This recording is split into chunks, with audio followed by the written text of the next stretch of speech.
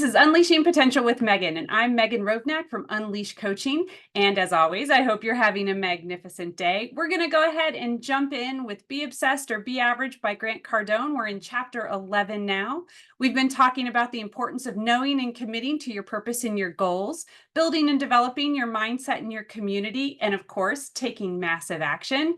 One of the things you want to make sure you do every single day is grow, and you do that by feeding your beast. So today we're going to feed our beast with a little bit more Be Obsessed or Be Average. So are you in control of your environment? Almost as important, actually, I would say more important. Are you willing to be in control of your environment? Are you willing to be in control of your life? Are you in control of your life? So the first question is the willingness, right? Am I willing to do this? Because if you're not willing to do it, then you have to accept other people controlling it. If you are not going to take responsibility, take charge, and do it, someone else will. Nature abhors a vacuum. If you do not step into that vacuum in your own life to direct it, to make the decisions, and to take control, someone will.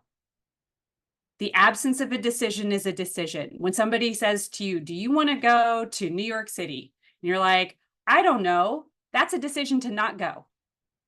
Until you make the decision to go, you've made the decision to not go. So you need to take control of your life. You need to be the one that drives it. You need to be the one with the vision. You need to be the one taking the action and controlling what's happening around you in your life and in your environment. Being in control does mean that you are responsible, and being responsible can be uncomfortable. And that is something that I think is what causes a lot of people to resist it. They're like, oh, well, if I'm the one that made the decision, then I'm the one that's responsible for the outcome. Okay, own it. Uncomfortable is where you grow. You will not grow when you're comfortable. Uncomfortable is where you grow. So take control, make the decision, be responsible, and be okay with uncomfortable. In fact, embrace being uncomfortable. Embrace being uncomfortable. It means you're growing. When you make one decision, now you have another decision to make. That means you have a new problem, a new thing you need to do. That's growth. That is good. The discomfort, the uncomfortable is good, because if you're stagnating, if you're not growing, if you're just sitting immobile in one place for all of the time, that's stagnation. We've talked about stagnation and the unhealthiness of stagnation in your life, in yourself, in your organization. I don't drink stagnant water. I hope you don't drink stagnant water. It's kind of gross. You want the flow. You want the movement. You want the moving forward. You want that to continue. That is healthy. That is good. It is uncomfortable sometimes, and sometimes it's uncomfortable a lot, but it's good.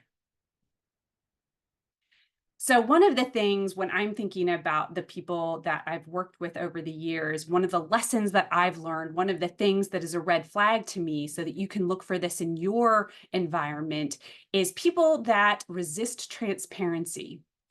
So sometimes you will want people to tell you on a regular basis what it is they're doing, what it is they're working on. Maybe you have a daily meeting, maybe you have a weekly meeting. Daily meetings are great. Daily stat meetings, like what did you do yesterday? These can be super quick. We've talked about the value of daily team meetings and the importance and how good it is for bringing everyone together, celebrating wins, recommitting to what it is you're achieving that day, recommitting to the mission of the organization, what it is you all are together doing. Super valuable. People that resist to that kind of reporting, resist that kind of transparency, a lot of times they'll tell you, well, it's too time consuming. They're not able to do it, ready, willing, and able. They're not able to do it because it's too time consuming. Oh, I have so many other things to do. Why are you putting this other burden on me? It's not really that important. Why do you need to know this? I have other things I need to do with my time. If you're hearing that kind of response to an expectation of transparency and communication about what's going on in the environment, the activity that's happening so you can control it, that is actually someone that is unwilling. So I have talked about the ready, willing, and able, and I've talked about how some people will disguise unwillingness as either being not ready or not able. And this is a great example of that. People that resist that kind of transparency, communication, and accountability and couch it in the terms of, oh, it's too administratively burdensome, it takes too much time. That's actually them disguising their unwillingness as it being your problem because they're unable because they don't have enough time.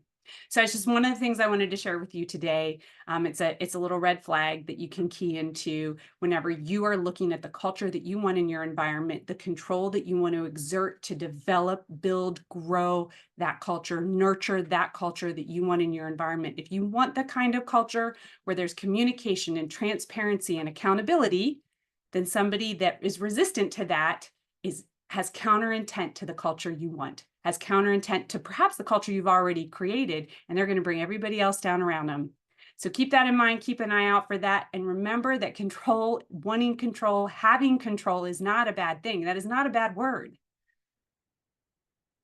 It is a word that can make people uncomfortable because it means they have to take responsibility. So your action today is to look at your environment and think about, am I exerting control in my environment? And if I'm not, why not? If I am, how does that make me feel? Have I become comfortable with being in control in those uncomfortable situations? So you can be comfortable with control and still be uncomfortable in the situation. And that is good because, again, you're growing. Or do you abdicate that responsibility and therefore that control over the environment? And then what does that mean? What has the outcome been? How is that working for you? So spend some time thinking about you, your environment, whether you feel in control, whether you're willing to be in control or not, and the impact that that's having on you, your environment, and the people around you. So that's your action for today. As always, please let us know, how did it go? What did you realize and what did you do about it? We find these to be such valuable conversations and we love to hear about the successes, and we are here to help you when you're having a challenge. My name is Megan Rovnack. Please reach out to us, social media, Unleash Coaching, Megan Rovnack, social media, give us a call, send us an email, whatever you want to do.